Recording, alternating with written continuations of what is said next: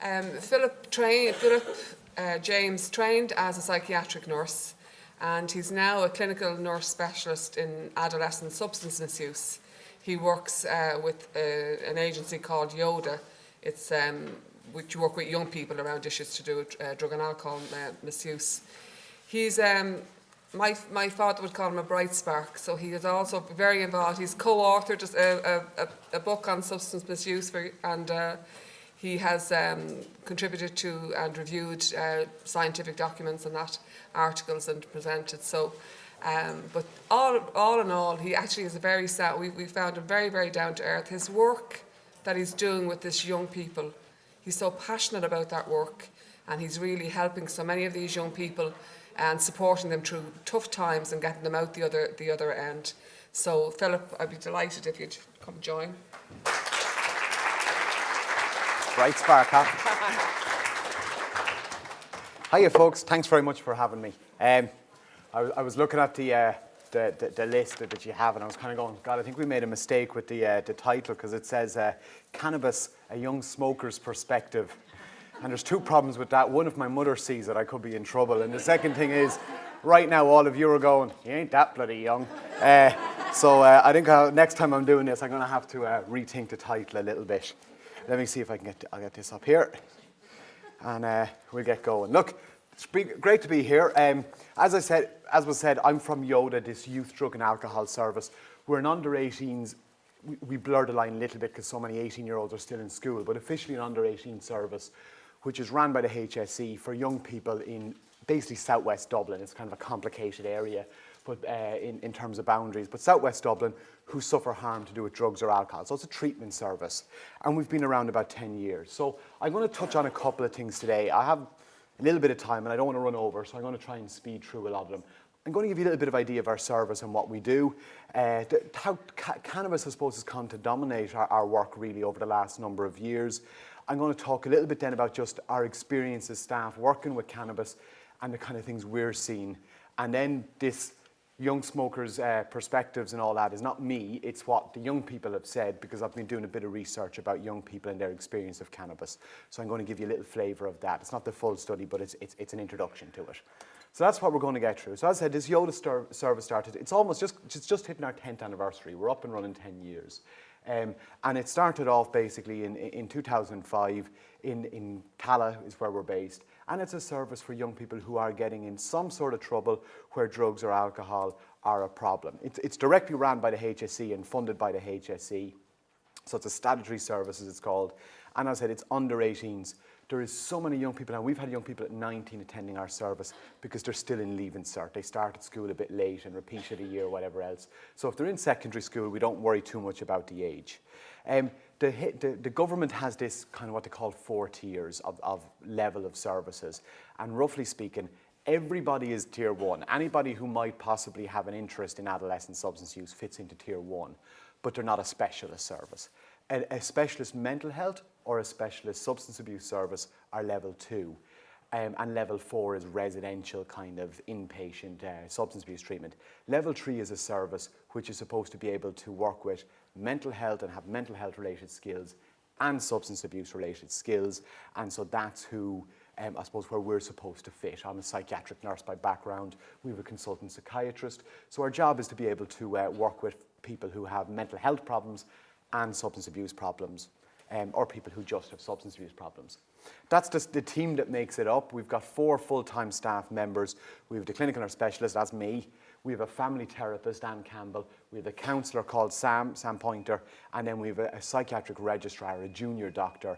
And that post changes every so often. It's Elizabeth at the moment, but every 6 months to a year that rotates. And we have a consultant psychiatrist. Our consultant psychiatrist was a guy called Bobby Smith, who's on a bit of a sabbatical at the moment. So we have a new consultant who's joined us for a couple of months. So this is just to give you an idea of the kind of substance use. Just over the last couple of years, this is the last 3 years or so. So as you can see, basically cannabis has always been the one that stood out as being the thing we got the most referrals for.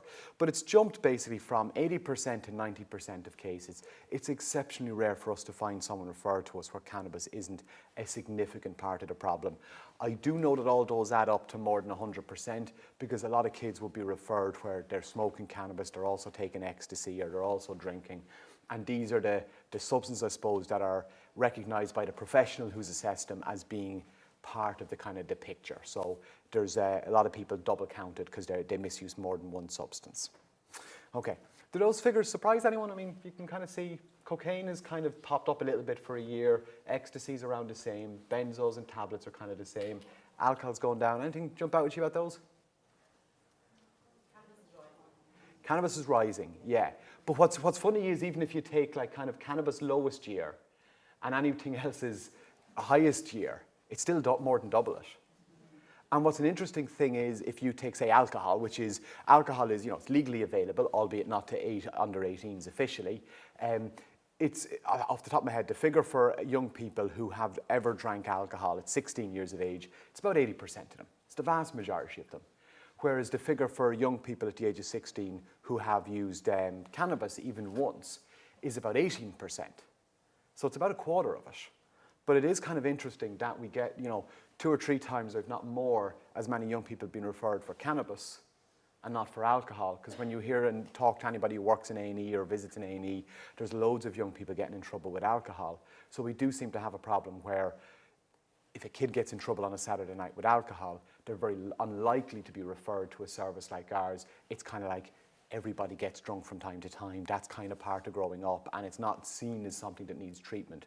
Whereas generally speaking, if a parent finds that their 16-year-old is smoking cannabis, they're much more likely to follow up with a referral to us. But it's a bit unusual. Okay, so I'm just going to mention this. This is a study from a study we published a number of years ago where we just looked at psychiatric disorders and stuff like that.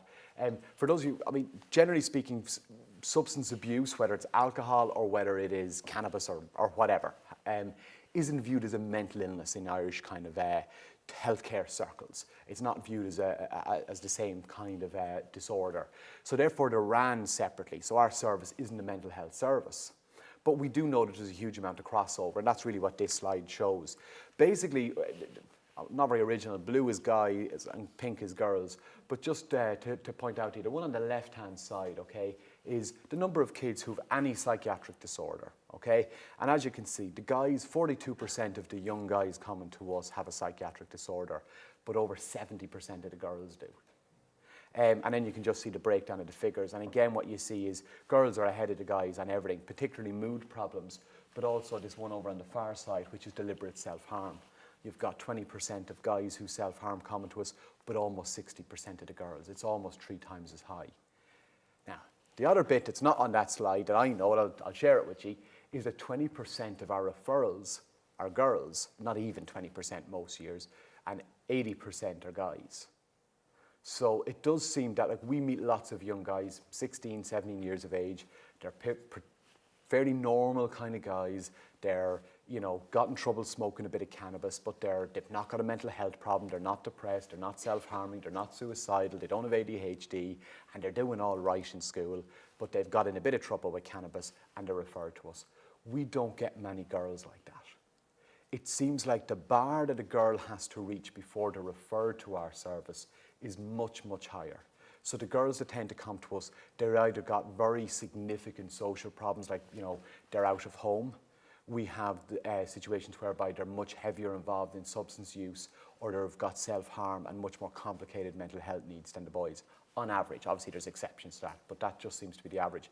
And I don't know whether we've a biasness, that if a 16-year-old girl is caught smoking cannabis, that we treat them differently than a 16-year-old guy.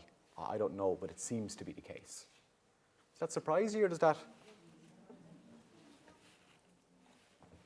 Okay, anyway, moving on. So basically there's lots of different levels of abuse, and we don't get too caught up in kind of labeling it as it's substance abuse or substance dependence or any fancy terms. But what we are kind of interested in is, I suppose, how you respond to it. And so, you start out a kid smokes cannabis once, decides he doesn't like it, but he's used it. He started out, so he's kind of experimented a little bit. And then sometimes what happens is they decide they like it, or they're a bit more curious and they use it a bit more often. And so over time, cannabis use, or any other drug for that matter, can build up. And obviously the ideal thing that we all want is that either someone never uses, or that if they do use, they become an ex-user very, very quickly before any kind of harm starts to accumulate. Unfortunately, particularly with cannabis, it's kind of seen as quite a benign drug. And a lot of the young guys coming to us, while they might say, oh, I need to stop using cocaine, cocaine's very dodgy, or I need to stop drinking, drinking is really, really dodgy, it gets me in all sorts of trouble with the guards, I get in fights. There's not that many people who come to us and go, Jesus, please help me get off the cannabis. It just doesn't seem to be where their mind goes with cannabis. And I think part of that is that cannabis, whenever anybody talks about drugs, cannabis, soft drug, other drugs, hard drugs, and there's a real differentiation in people's minds, including the young people about it. So our kind of goal is we want to help young people. Harm reduction is really what we're about. If we can get someone to stop smoking cannabis or stop taking whatever drug they're taking, fantastic, brilliant. But we live in the real world. If we've got a young guy who's smoking cannabis every day and he's dropped out of school, for example, and his parents are kind of dealing with his aggressive behaviour, and it looks like he's going to be kind of thrown out of home or something like that, if we can get him to reduce his cannabis use, get back into school, improve his relationship with his parents, that's much better. It's not perfect, but it's a hell of a lot better than the direction things are going in. So if we could reduce the amount of use and reduce the harm related to it, we're happy to do that. It's not our preference, but we live in the real world, okay? These slides are going to go out, aren't they, Bernie? So I see people reaching for cameras to try and take pictures of them. You'll get copies of them if you want from the guys. So our treatment service really branches into two streams, really. We have the work that's done with the adolescent directly, and then the work that's done with the parent or guardian who's involved. And basically, the adolescent, it's one-to-one kind of work. It's a treatment service. I suppose it's a bit like a counselling service. And various different counselling techniques are used, like motivational interviewing, CBT, and ACRA. Because we've got health staff, like I'm a nurse, I know I don't look like it, but I am. We can do health screening. We can do viral screening if we want to. We can do lots of other kind of different health-related stuff besides the kind of the counselling type stuff. We do have psychiatrists, and we can do mental health assessments and all that kind of stuff, and give some advice around harm reduction. We also try as much as possible to get the parents involved. We have some parents who actually don't want to get involved, and they kind of say, well, he's 16 now, sure, he's all grown up, it's nothing to do with me. If he wants to give it up, he can give it up. It's up to him. And they're harder to engage, as you can imagine. But we try to invite every parent in and get to know them and work with them. And in some cases, that's full-blown family therapy. And in some cases, it's kind of family consultations and advice and support. And it takes different streams, I suppose, for different people. So over time, cannabis has kind of started to creep up, and there's lots of talk about it and all that sort of stuff. And I suppose the image of it has kind of changed. That it's a different drug, it's less harmful and all that sort. Did Kevin make his hippie joke this morning? Did he? This works much better if Kevin makes his hippie joke. That it's not just for hippies anymore. It's like we set it up. It happened yesterday when we were doing this. I don't know how many of you are familiar with cannabis and what's available out there and all that sort of stuff. So before I talk about the young people's perspectives, I'm going to give you a little flavour of cannabis. Geez, that sounds bad. The guards are... Guards, I'm not giving them any... Whew. I know. I'm definitely too old to get a JLO anyway, whatever about young people's perspectives. Okay, I'm going to mention two different types of cannabis, okay? And the terms that you'll often hear about. There's, broadly speaking, two versions of cannabis available widely that young people use in Ireland. Cannabis herb, or what's often referred to as weed or grass. The Americans sometimes call it pot, but usually here it's weed or grass. And that's that stuff on the left. For argument's sake, it looks just like mixed herbs or oregano or something like that, which is how a lot of young people get ripped off, because they spend 25 euros a gram on oregano, which is quite expensive, but it is one way to cheat a drug test. To smoke oregano doesn't come up. The other one on the right-hand side is what's known as cannabis resin, or is what a lot of people here refer to as hash. Okay, and as you can see, it looks a bit like I suppose, a bit of briquette or something like that. And basically, they're dealt with the same way. You mix them into a rolly cigarette. The one on the right, to do that, because it's a kind of a solid lump, you heat it with a flame like a cigarette or a cigarette lighter or a candle or something. It gets a bit crumbly. You break it up into the rolled up cigarette, and you smoke it. There was an old way. This is a test for everybody, okay? Does anybody know how you used to be able to know if someone was smoking hash? Hot rocks. There you go. Everybody's showing their age now knowing this, because hash isn't around so much anymore.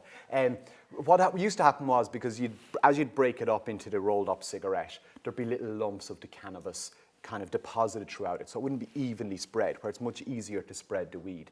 And as you were smoking it, and as the flame got to it, these lumps of cannabis, these little balls of cannabis, would heat up and get quite hot. And as they're smoking, they would fall out the end of the cigarette. You're usually sitting around when you're smoking a joint. They landed on your lap, and you ended up with these very telltale kind of round burns on the lap of tracksuits and stuff like that. That's a good sign. You don't get that with weed. You get it with hash. But anyway, okay, so just a difference by comparison with them. Hash, the stuff on the left, is very, very cheap by comparison to the grass we were talking about. Generally in Ireland, the hash is quite weak in terms of its strength. It's the stuff Kevin talked about, it's kind of 3% and all that sort of stuff. A lot of the weed, as skunk as it's often called, it's grown and it's kind of messed with kind of genetically and all that to keep the strength of the THC up. So you get kind of ones that are well into double digits. So they're maybe 3, 4 and higher than that times as strong in THC. So it's a different feeling to smoking one compared to the other because of that. Interestingly, and I blame all the health food kind of people on this one, that the resin, because it looks processed and it looks kind of very much not like a plant, it's seen as impure and bad for you by a lot of the kids, whereas weed is seen as pure and natural and healthy, and good for you because it's natural. So as a result, hash has really gone down in flavour. Now I noticed in the last month or two, I've noticed 1 or 2 kids saying that they were smoking hash and hash was around a bit more. But generally speaking, in the last 5 years, I mean, most of the cannabis smokers I've met have never smoked hash. They've only ever smoked weed. Or if they did, they started out on hash, but very quickly migrated onto the weed. The big difference as well, as I said, is the expense. I didn't actually mention the expense. The cannabis, the normal hash or the cheap hash, you'll buy 3 grams of for about 25 quid, kind of probably fairly easily. That will do you for a good few days. The cannabis herb is, generally speaking, around 25 euros per gram, okay? And if you're trying to figure out what a gram is, if you take your little jar of mixed herbs, they're usually about 12 grams. So at 25 euros a gram, that'd be 300 euros worth. Now, obviously, market forces come into this. If you buy in bulk, you get a bit of a discount and all that sort of stuff. But you're looking at it, it's probably 3 times as expensive. And so a culture, as Kevin talked about, with his kind of slides, a culture's grown up around cannabis now. There's all these people trying to promote it and legalize it and all that sort of stuff. And what's developed around is kind of interesting. And Des had a go at me about this last night, Des Corrigan, because I joked about, wine snobs and kind of connoisseurs of wine and all that sort of stuff. And not saying that Des is a snob, Des is a very nice man, but he's not here, I can take the mickey out of him. But that same language you hear of people talking about wine and all that sort of stuff, you'll hear young people talking about it, and they'll be going on about, the difference between indica and sativa and these different types of cannabis and black Moroccan and all that sort of stuff. And I'm not convinced they all know what they're talking about, being honest with you. I think it's like they're brought into it and they kind of grow up in it. And I mean, we've had guys coming to us, talking about smoking cannabis, and yeah, I smoke a lot of cannabis, and yeah, no, I love it. I love the black Moroccan stuff. And you go, well, how come there's no cannabis in your system? Which really wrecks their image of themselves as being Puff Daddy or whatever it is. But anyway, so there's just again, so you know about it, there's lots of different ways, and Kevin talks about vaporizing and all that sort of stuff. It's pretty rare. Basically, there's 2 very old-fashioned ways of doing it: the cigarette joint, kind of that we talked about a minute ago, and then there's kind of various ways of doing smoking it in pipes and all that sort of stuff, and making home version of pipes. Most people smoke it most of the time from just a rolled up cigarette, a cannabis joint. Have you ever heard the expression blunt? Yeah. Smoke blunt? Do you know what it means? Pure brain. Usually what it means is that there's no tobacco. It's pure cannabis. That's the way most young people I meet use it. So yeah, a blunt is pure cannabis, and a joint would be a mixture of cannabis and tobacco. Now, I suppose it's worth remembering that when young people smoke cannabis, it seems quite a social activity, and you'll see from the study, most of them start smoking cannabis with friends, and most of them, a lot of the time, or if not most of the time, still smoke with friends. So what tends to happen is a joint is rolled, and normally if you think, well, you're at a party and you have a box of beers or whatever else, everybody takes a beer and has their beer and drinks the beer. What kids often do, and the guys, I call them kids, and that can be offensive to them, but I'm talking about the young people coming to us. What they tend to do is they get a joint, they roll it up, and it's passed around. So it's kind of hard for them sometimes to know how much they've smoked because, well, and guys get ripped out of it by their mates for holding on to the joint too long. It's like, come on, what's up with you? You're paralyzed, keep it moving, and so that's the kind of culture, and it's kind of social, and you can see why it's quite nice, and there's a bit of a bond and all that sort of stuff, and they pass it around. So why do young people use cannabis? We don't know exactly, and the reason we don't know exactly is because it's bloody complicated. Cannabis is used for a lot of reasons, and it kind of comes across these kind of three spheres, and there's a load of things that interact with it. Put bluntly, access. If you don't have access to cannabis, you can't bloody smoke it, plain as. And so most young people access cannabis through their friends or slightly older people in their neighbourhood. So it can be older brothers or older cousins, or it can just be a mate in their class he got it from his older brother or something like that. The next thing that comes into it is the perception of harm, and that's a real one we're kind of fighting at the moment because the perception of harm of cannabis is being kind of dialed down, and everybody's talking about how wonderful it is and how easy it is to use, and it's great, and it's much better than alcohol because no one ever died from it. Every cigarette, every joint is about 8 times as much harm to you as one cigarette, simply because there's no filter in it. So all the crap that normally the filter takes out of your cigarette, a joint doesn't take that out because there's no filter on it, and so you get a lot more of the tobacco-related harm, even if nothing else. Anyway, that's it. And the next thing I suppose is experience. That if certain experiences in people's lives do seem to make them more likely to end up using. If you're from a neighbourhood, for example, where cannabis is more common, you're probably more likely to use it. Traditionally, people in kind of urban areas were much more likely to use it than people in rural areas. That seems to be kind of dying down a little bit. Cannabis is fairly well available all over the country. But just to back home that idea of availability, this is just from the SPAD study, which is a study you can all download, and it looks at 16-year-olds in school and asks them the same questions every 4 years, so we can compare trends basically, because they've been doing it since '95. And that kind of dark greeny line that's zigging along at the top is the percentage of young people who reported from '95 up to 2011 going along, how many of them thought that cannabis was easy or fairly easy to get if they wanted it. And as you can see, it's trended down. So young people are saying that cannabis is actually harder to get now than it used to be in the mid-90s. And then that other figure, or that other line that's below it, is have you ever used cannabis? Yes or no, even once. And as you can see, that the figures follow, the lines almost exactly follow each other. And what you can see is, from left to right, as the availability, the perceived availability of cannabis went down, so did cannabis use. I have a feeling we're waiting on the newest figures. This study has been done. It's done every 4 years. So the last data was collected in spring of this year, but it hasn't been published. I have a guess that the figure's going to start going back up a little bit as well. But I don't know that yet. We'll have to wait for the figures. But that'd be my guess. Does that surprise you out of curiosity, that the cannabis rates come down, that bit? Yeah. It definitely seems to have come down during that time. As I said, this is 4 years old now, because that data was collected in the summer of 2011.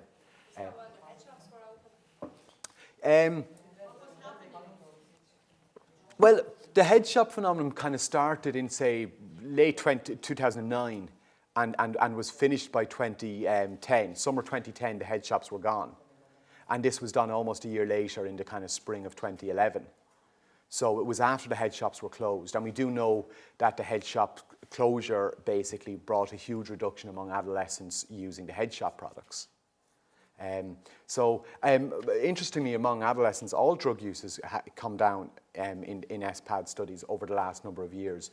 We don't know what the newest figures are like because our ones they're 4 years out of date at this stage. Every other study is replicated. It seems to come up with the idea that it has trended down since the mid-90s. The mid-90s were a horrendous time for drug use. And just I'll give you one kind of statistic. In Dublin in the mid-90s, in 1995, there was well in excess of 150 under 18s on methadone for their heroin use.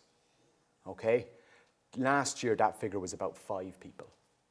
Now that's a massive improvement by any way, shape or form. And there doesn't seem to have been a corresponding spike in loads of other drugs. Even alcohol use is down. So but anyway, we can debate them. We'll be interested to see the new figures when they come out in the next couple of months.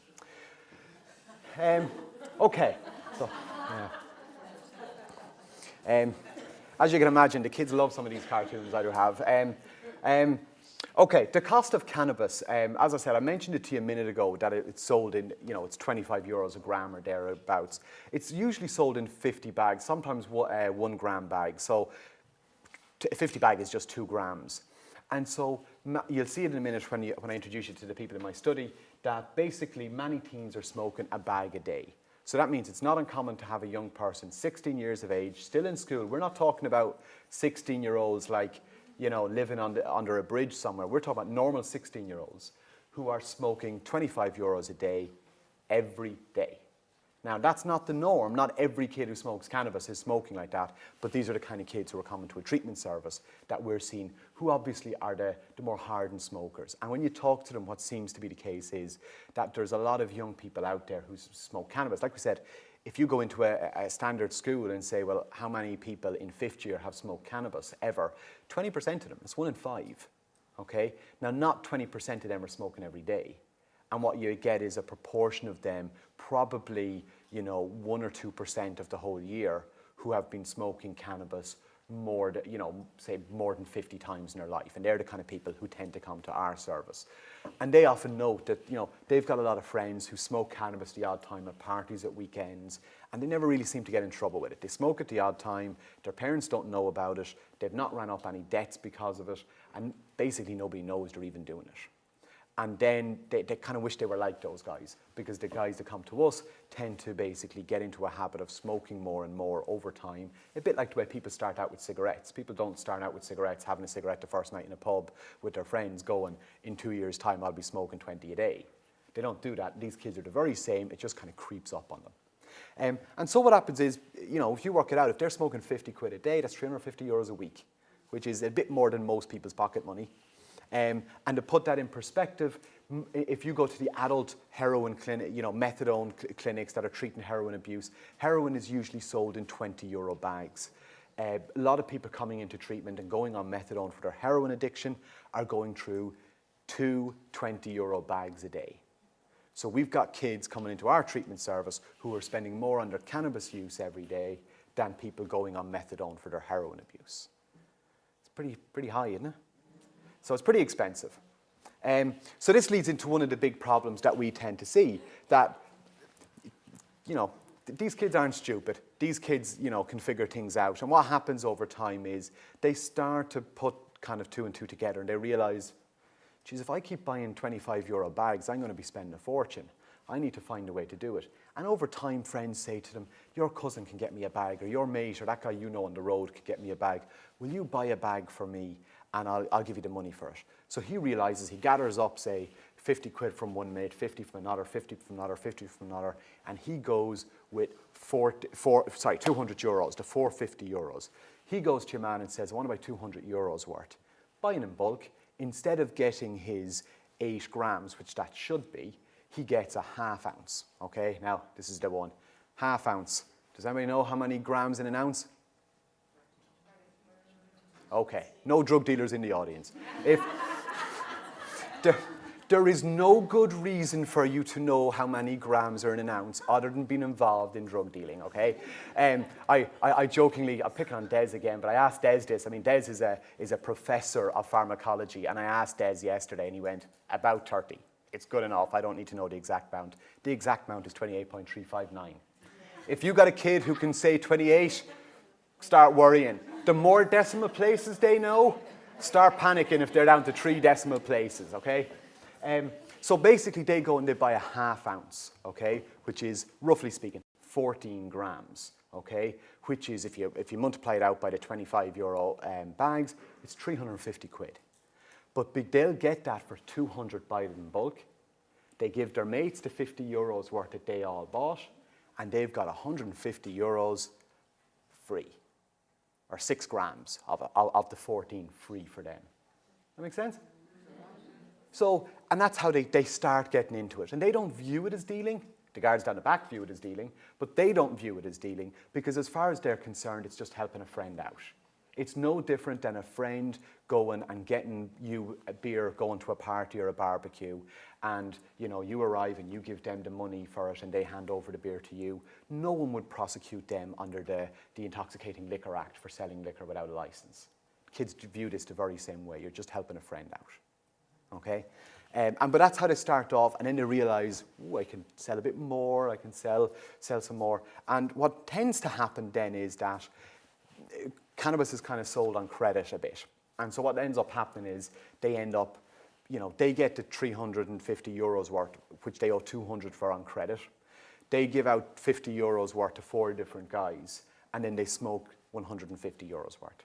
And then the following Friday, they have to pay the €200. And what their plan is they hand over €200 and they've paid for the one that they owe on. And then they get another ½ ounce and they start selling that one. So every Friday, they pay your man off and he gives them the next bit. So the count is ticking over.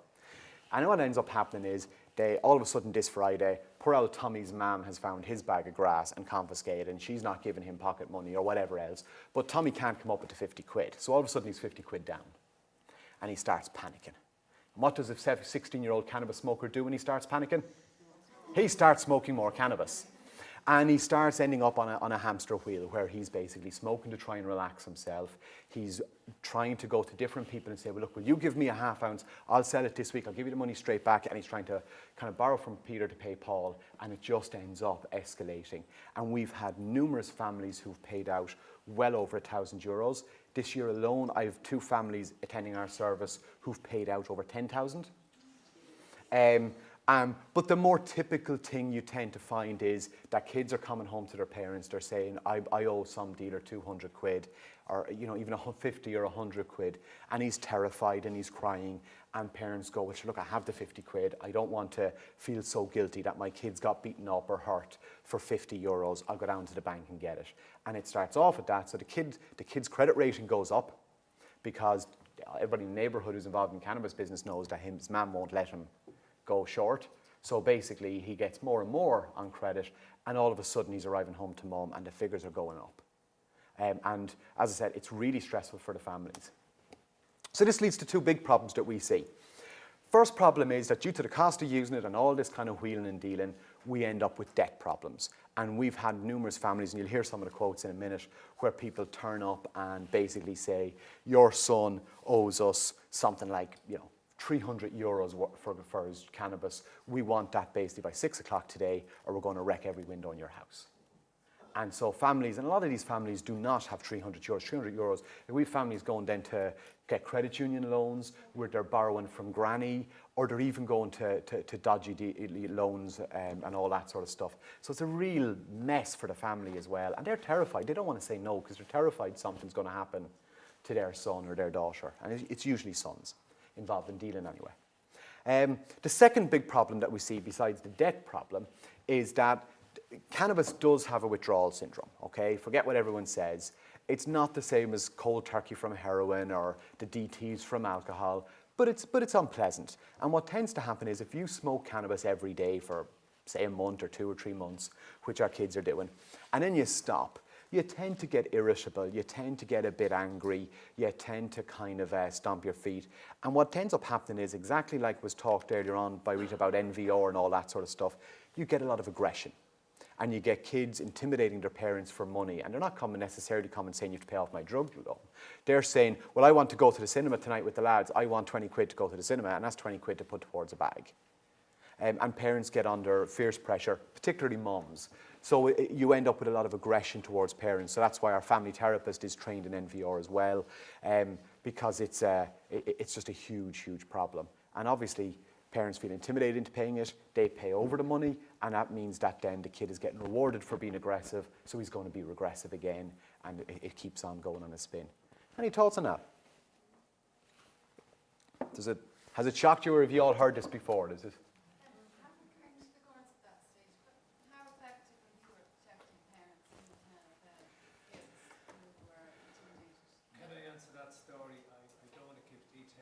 Yeah. Between 10 and 20,000 was owed by a kid. He was in a private school. He used to play rugby. He was a hooker, whatever a hooker does, I don't know. But sounds dodgy.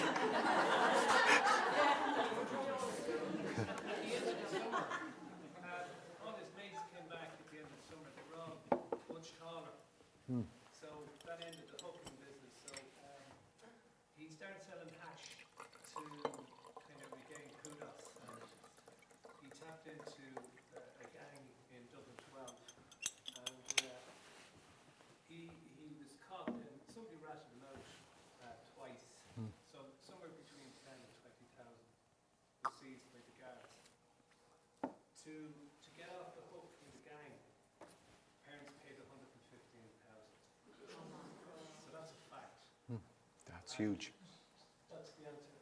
Would you advise that? Is there legitimate expectation that parents who are dealing with somebody who's even under pressure to pay money for their offspring, is there a legitimate expectation that that can be handled without paying those guys off or not? So if you're in that situation, would you have to pay them off?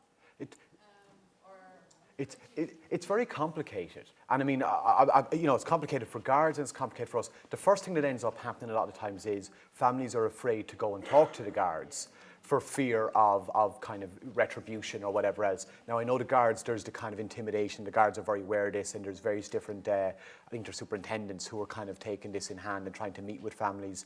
You know, we're getting mixed result hand signals, but I do think the guards are aware of this. But it's very difficult. One, if the young person who's under threat isn't willing to talk to them. And secondly, you can do, like we've had families where they moved a young person down to Granny in Cork or wherever else, and they try and get them out of Dublin and move schools. But their little brother is still knocking around. And so families feel that, yes, they can hide one, but they can't all hide. And so a lot of them just decide it's easier to try and pay it and get rid of it, so that they can get on with their lives. That seems to be the case. It's no reflecting on the job you're doing. What you're doing, you're the co-face of the factory. It would seem just impossible to protect a family from a gang who we're targeting. What makes this more complicated is the guys, you don't end up with a 10 grand debt or a 2 grand debt for personal use. So the problem is that the young person who's involved in this is one of the dealers as well, which is very complicated. So it's a real mixture of kind of things. So there's no simple answer to this one that I can think of. But anyway, we'll come back to questions in a bit, and we'll Can I just yeah, sorry. The solution might be that what the Americans are doing with the DNA testing in the schools wouldn't be popular here with DNA testing for swabs of the hair. to test for drug use. Well, you see, the problem is that won't differentiate between a kid, for example, who smokes, let's say, one joint every Saturday night, and a guy who smokes, 50 euros a day. But sure, there's never a good time to smoke then. No, I know that, but what you end up with is, one, you're going to end up with a huge amount of legal fees because it's a medical test and you have to consent to treatment, to any sort of medical test. You can't do a medical test to someone against their will. So if you brought it into every school, you would just have lots of people just avoiding it. The other thing you can do is there's certain drugs we can't drug test for. And there's certain drugs that stay in your system a very short amount of time. And I was saying this to some of you I was chatting at lunchtime. For example, cocaine is out of your system within a day or two. So if you have a school that wants you to be drug tested, okay, to stay in school, what you do is you take your cocaine on a Saturday night, because by Monday morning it's probably going to be gone out of your system, okay? And if you smoke cannabis, even one joint, it's never going to be gone out of your system, even if you're smoking one joint every Saturday night. So you could end up inadvertently encouraging people to basically hide their drug use and to end up, I suppose, use a more harmful or potentially more harmful substance to get around the tests. There's also other drugs that literally just don't show up on the drug tests. Like most of the, you know, the head shop stuff that was mentioned earlier on, all the head shop smokable stuff, the cannabis alternatives, do not show up on drug tests. So therefore, they can just start using that, and we're none the wiser anyway. And what we're basically doing is you're discouraging people for coming for help and coming for treatment, because there's consequences now to their looking for help and admitting it. So they're very complicated. Has it worked in any country? No, mandatory testing hasn't. It's hugely expensive. It's hugely it raises huge ethical issues. And is that included on, you know, is that giving them a record then if they? I don't know, we don't have it here. So. Yeah. No, but in America is it, you know. In America, you can lose your funding if you test positive for them. Yeah. If you're going to university. You get Yeah. a record, you know? But if you In find America, something, Yeah. you know? Yeah. No, there'd be lots of ways around it. And at the end of the day, if you're a 16-year-old and you're smoking cannabis every day and the school are on your back because you're smoking cannabis, what's the obvious choice? Leave. Leave. And then we've done huge work. Ireland is really high in the league table of people getting a Leave Cert standard of education. We're much better than, say, the UK. And what we don't want to do is have a situation whereby these kids are smoking cannabis, they're being put under pressure in school, and they choose to leave, and we end up with more social problems as a result of the cannabis use. So it's like they're very complicated. I don't have any nice, snappy answer for it. That is a good question. Can an organisation order a drug test of a minor or, can they insist? I think we'll hold that one for the question, because that's a big kind of topic, and we'll hold that one for the questions and answers at the end. So hold on to it and we'll come back to it. That fair enough? Okay. Right, we'll fire on anyway, right? So we're going to talk a bit about young people's perspectives and all that sort of stuff, which have been greatly influenced by the conversations that happen, you know, on TV and all that sort of stuff, and in movies even and all that, about drugs. And it's fair to say drugs are glamorized in lots of movies and lots of programs. And drug dealing is glamorized. I sometimes, when I'm talking to parents, I show them a clip from Grand Theft Auto just to scare the bloody life out of them. For those of you, have you all heard of Grand Theft Auto? Yes. Does anybody know what you do in it? Okay.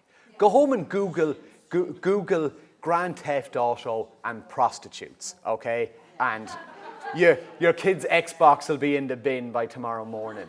Basically, the way the game works is there's a few versions of it, but the aim of the game is to build your criminal empire. So you are basically a drug dealer in it and kind of a mafioso kind of guy. So the hero is a drug dealer, and you set up all sorts of strip clubs and drug deals and bank raids and stuff like that, and your score is money. And the reason why I'm joking, this is deadly serious. You can go and hire a prostitute on it. And what happens is your score, which is money, comes down a bit because you've paid the prostitute. But you can then get out of the car and shoot the prostitute and take her money, and your score goes back up again. It is worth pointing out that it is an 18 game. Yes, but It has been certified as 18, so it is absolutely. for adults, not children. Absolutely, yeah. But absolutely, because their older brother has it, and they're playing it, and they see the older brother playing it, or just like kids get to see 18s movies as well. Parents go, "Oh, sure, it's just a computer game. How bad can it be?" It's quite twisted, the take on it. But anyway, these are the kind of influences we have on kids. But anyway, so our study, as I said, in our service, we're meeting lots of young people who are smoking cannabis, and we were aware that cannabis abuse was going up.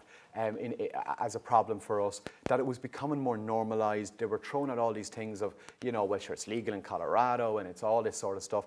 And so we kind of really were interested in their view of it. It also is that among young people, cannabis is in a completely different bracket in terms of the view of it compared to, say, heroin or cocaine or ecstasy or whatever else. It's also in a completely different bracket than alcohol. And it's very, very common to have young people come to us who smoke cannabis very regularly, who just would not touch alcohol Because look at how people behave when they drink. They go out and they get drunk and they get, they get rowdy and they get abusive and they get arrested and they pee on walls and they cause all sorts of trouble. If when I smoke a joint, all I do is I sit around and giggle. And that's the view they have, that cannabis is less harmful in lots of cases than alcohol. And so what we want to do is we wanted to understand young people. We'd come out and we'd do these talks and we'd be chatting, we'd say kids are smoking 300-400 euros worth of cannabis. And people accuse me of lying. Like my friends who I'd know, some of them would have smoked cannabis, back when they were younger. And they would say to me, you're talking crap, Phil. That just doesn't happen. You're picking the one bad kid, the really kind of headline case and picking on that one. And I wasn't so I decided to do this study. So we recruited 8 young people across 2 services, our service and a different service. None of them knew me, they weren't my clients, they were attending the service. 5 of them were from our service, 3 of them were from a different service. I didn't cherry pick them. The staff working with them were asked to get young people attending the service where cannabis was really the main drug they'd used. They might have tried other stuff, but really they were there because of their cannabis use. That was all they were asked for. Guys, girls, we didn't mind. What age they were, we didn't mind. Whether they'd stopped smoking or were still smoking, we didn't mind. Just whoever the only thing we asked is get us people who are fairly talkative. We don't want people who are not very talkative. And we did a type of study that's slightly different. Often you see, facts and figures, and 30% did this and 20% did that. We did a type of study that's called qualitative, where we wanted to really get the young person's words. We wanted to really get their perspective out of it. And when you try to reduce everything down to a number, you lose it. So what we were doing is we recorded the conversation that we had with the young people about their experience of drug use. And then we can kind of use their language and their quotes and their words on it, so I'm not misrepresenting them. So I'm going to show you some of the quotes in a minute. That's what we kind of did. So these are the participants, just to run them down through. And this is my confession. What we did was we basically assigned them an alias, okay, to hide it. In lots of studies, they'd call them participant 1 or participant A, which sounds a bit weird, so I just gave them a name. So the first person is participant A, so I called him Andrew because he was a guy. Okay, and then Barry was a guy, so he was the second person. If you're wondering where Gary or Grace or whatever is gone, that's more about my alphabetical abilities than anything else. I just skipped G for some reason altogether. I haven't tried to hide the non-smoker, okay?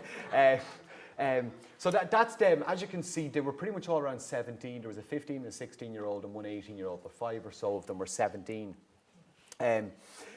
The ages they start at, that's fourth column, the first use column, is the age they first ever had use of cannabis. So as you can see, the eldest was 15, but really 13 is the kind of typical, okay, which is first year. So that's the kind of age where, now that doesn't mean that, I don't want to scare the life out of you, that doesn't mean that loads of 13-year-olds are smoking loads of cannabis. What we do know with any drug, alcohol, cigarettes, cannabis, heroin, the younger you start, the more likely you are to use it heavier later on.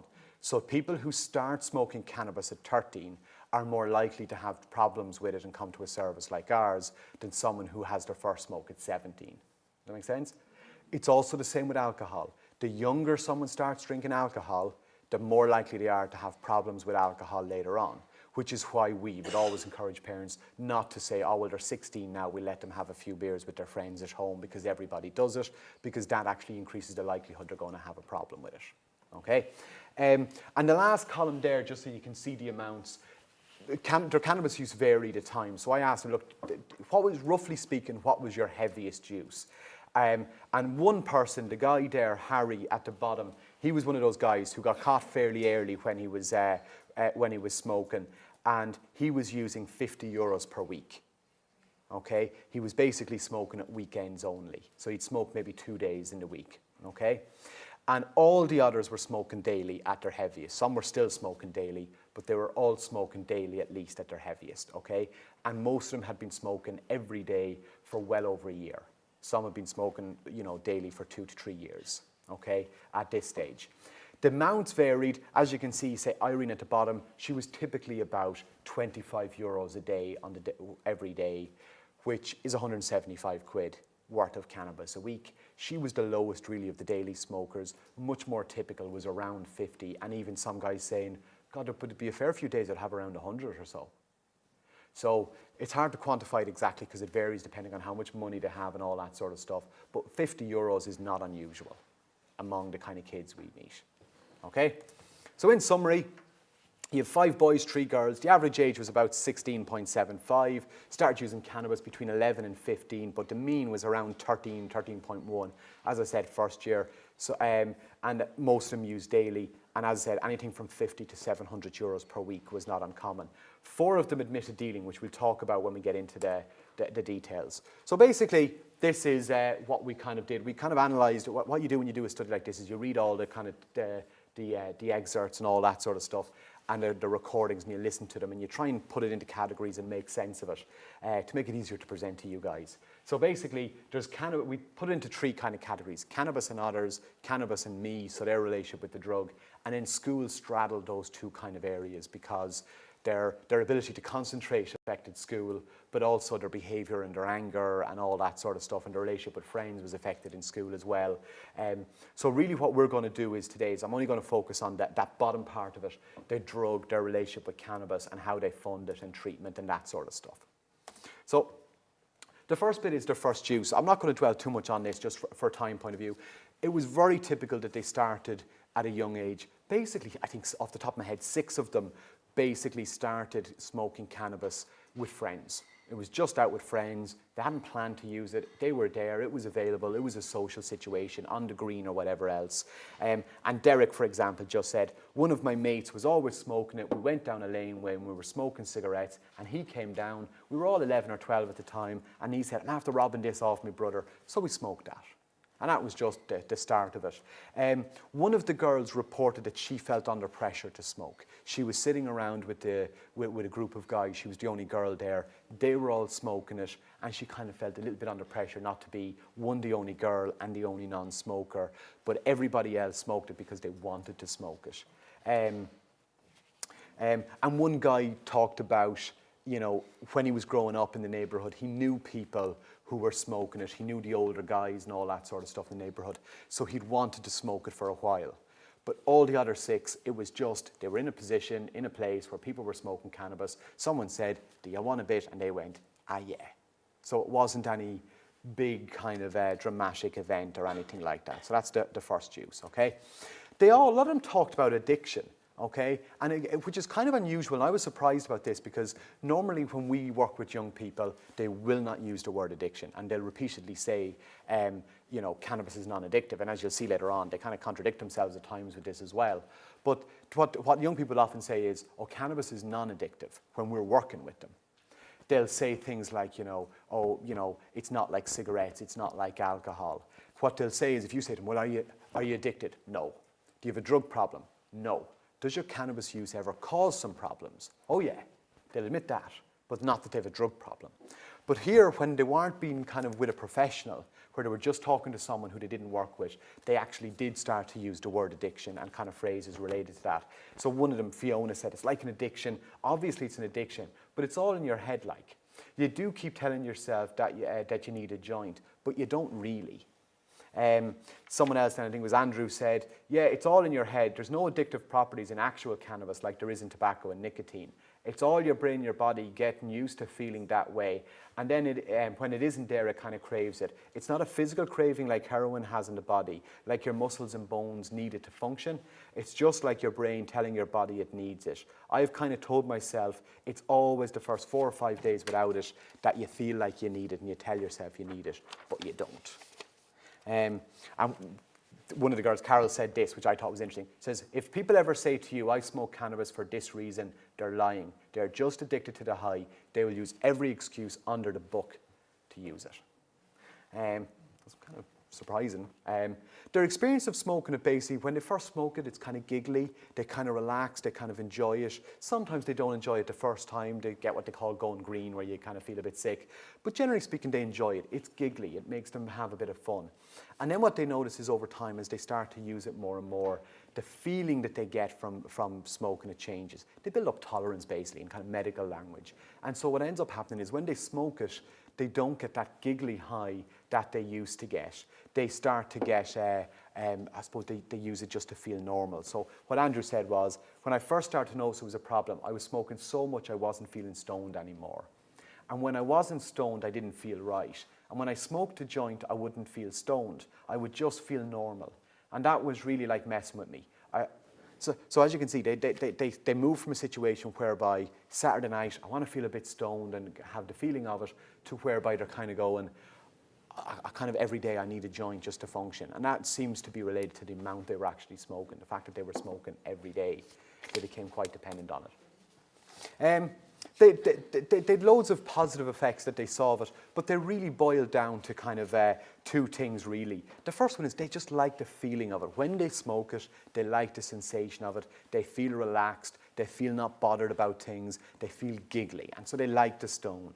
And the second thing that they kind of liked about it was the fact that it was social. Do you remember I was saying around the way the joint is passed around? So they're feeling very giggly, and they're sitting with their friends passing around this joint, and so they enjoy the social aspect of it. And a lot of them would report that they met people that they wouldn't normally have become friends with, and they got to know people through it. And that was one of the draws to it. And they quite liked it. The next one is then, I suppose I'm going to move into, is the negative effects that Dave mentioned. Okay? And I mentioned a minute ago Andrew's quote, where he kind of felt like one of the big negative effects for him was he was smoking more and more, but wasn't feeling high. So he was basically, and this is one of the techniques we would often use when we're talking to young people about their cannabis, that they're smoking more and more. So when they started out, they'd smoke maybe, 25 bag between him and a mate on a Saturday night, and they'd get stoned, they'd giggle their face off up on the green or wherever they were, and they kind of went home. And over time, they started smoking more and more. But that high, that giggly high that they were after, got less and less and less. So all of a sudden, you have a guy who, when you talk to him, the 350 euros he's spending to smoke now actually gives him less enjoyment than the 25 euros split with a friend 2 years ago or something like that. Okay. I'll just give you one of the quotes here. I felt like that when I was in bed, this is Irene, and I wasn't stoned. I couldn't sleep. My mind wouldn't shut off. When I was in bed stoned, I was asleep in 2 seconds. So they can't sleep a lot of the time when they don't have it, or it's harder to get to sleep particularly. Another one, Carol just said, say if you don't get it, you'd be thinking, I want a joint. I want a joint. And then if you don't get one, you'd be really angry, real aggressive towards people. I know people, if they don't get a joint, they don't speak, they won't talk, they'll be real aggressive, they'll be angry like, if you don't give them a joint, they will ruin your day. And we have a lot of young people where, like we were saying, the aggression and the NVR stuff that's coming up with REIT and all that's what we see. For example, just off the top of my head, I have a girl coming to me at the moment for treatment, and basically she's fractured that bone in her hand from punching a wall when she was angry, when she was coming off cannabis. And those kind of injuries are quite common. So I'm going to mention a bit about the funding and all that sort of stuff, okay? How they pay for it, I've touched on this earlier on. They basically get into dealing, basically. And the dealing is kind of interesting because they get into the dealing and it means they can afford the cannabis, which is fairly expensive, but there's also a bit of a status goes with it. And a couple of the kids talked about the feeling of, older guys, so there's a 16-year-old and maybe a 19-year-old is coming down to them asking for cannabis, and they feel a bit like they're nidge of the love-hate kind of thing, that they feel like it gives them a status and a power. So despite the money side of it, that's kind of a draw into it. And for one of the guys, he mentioned that when he gave up smoking the cannabis, that there was the thing of, well, I could still sell it and make money.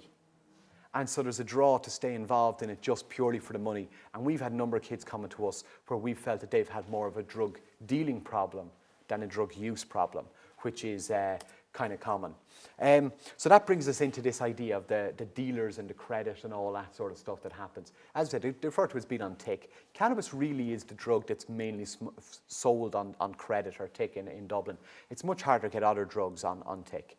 And basically, they just, as we said, they get it on tick, and that runs up the debts. We've mentioned a few of them earlier on, and how much it kind of causes, but I'm just going to give you one of Fiona's quotes, okay? She says, I was just being stupid like, and then I would get stuff on lay, so I would get it and I'd pay them if I had the money, and then all of a sudden people were knocking on my door for 300 or 400 euros. So they just put it on lay, typical teenager, they're a bit stoned, they don't think about it, I'll sort it out next week, and all of a sudden, and they're in trouble, and that's often when the parents find out about it. The rates of threats against them was something that came up a huge amount. And again, like Derek said, some fella came and his parents, they just had to get the money on the spot. There was no, I'll be back in 10 minutes or anything like that. They got the money, they were told, get the money or we're taking him. And so the parents all of a sudden felt completely shocked. And again, for a lot of parents, they've got younger kids. So all of a sudden, you're at home cooking the dinner, you've got a 16-year-old in the front room, and maybe an 8-year-old and a 6-year-old as well. And all of a sudden, you've got drug dealers at the door looking to come into your house to take 300 or 400 euros. It's a frighteningly horrendous position for parents, which can lead into a very difficult situation where some parents just find between the dealers coming to the door and your aggressiveness, I can't have you at home. It's just not, and they just feel they need to kick the guy out because it's typically boys. And that puts them in a very awkward position where they're kicking their own son out. And the government and the services don't respond very favourably to a parent kicking their own son out. As far as we're concerned, it's negligent. Yeah, no, that's fair enough. And there is a real challenge for parents with that no one would ever expect a woman to stay in a house with her boyfriend or husband who beats her up. But parents are put under huge pressure to stay in a house with their sons who beat them up, which is kind of worrying. As we said, there's the whole selling thing is an issue. Generally speaking, they like treatment. And the bit that I suppose that comes out of it, just to, because I know I'm under threat here. The bit, speaking of threats, the bit that's, I suppose, that's interesting about the treatment is that they want treatment where the person knows what they're talking about. One of the things is that when they reported, when they would talk to a social worker, is there'd be a kind of a horrified expression from a normal counsellor or a social worker about, you did what now? You're a drug dealer now? And they liked the idea that when they came to a service like ours or the other service we did a study in, that the staff were used to that. There was no judgment of them. They weren't looked upon like they were scumbags or anything like that. But also that we understood the whole drugs side of it. So anyway, look, I'll do that before Bernie threatens me any further, all right? That's my bit. I'll be knocking around if you want to ask me questions. I don't know if we're doing a question and answers thing. We probably are, so. All right.